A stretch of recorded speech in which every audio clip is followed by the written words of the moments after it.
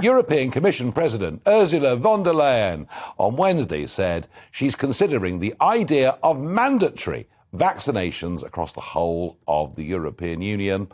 And the Pfizer vaccine will be ready very, very soon from December the 13th for children.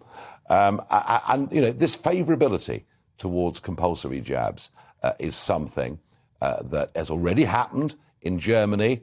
They've made the announcement already. Austria have made the announcement already. And she can say that it's up to the member states as much as she likes, but we know how it works in the European Union. The big member states put pressure on the smaller member states. Now, I may be completely and utterly wrong, but I think in the case of Austria particularly, they've bitten off more than they can chew. I mean, I've had the double jab.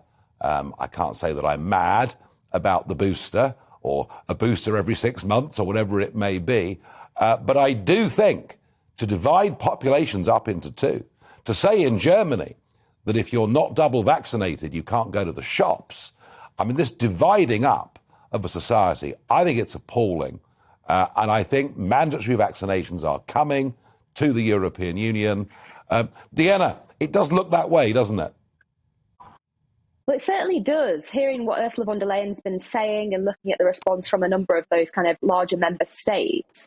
And we've discussed this quite a lot on the show over the past sort of few weeks. I think we're all pretty much united in saying that mandatory vaccinations absolutely shouldn't be the case. At the end of the day, this is a medical intervention. It should be up to individuals to make an informed choice about whether or not they take that up.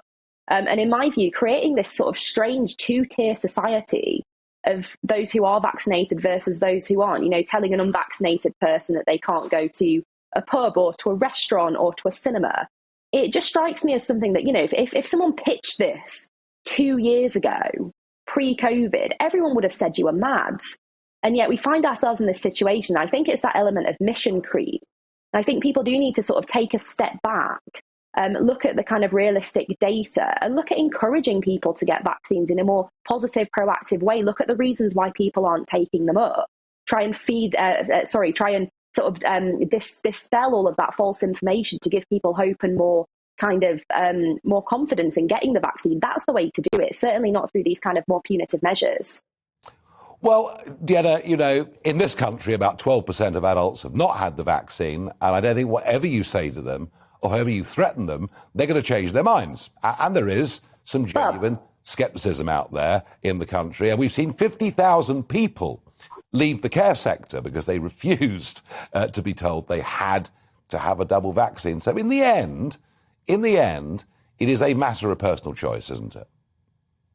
Well, I completely agree. And I think in the UK, we've done a really good job of kind of encouraging people to take up that vaccine through kind of more positive information, through encouragement, certainly not through those, as I said, more sort of punitive measures. And we do have a great take up in this country compared to a lot of our European neighbours.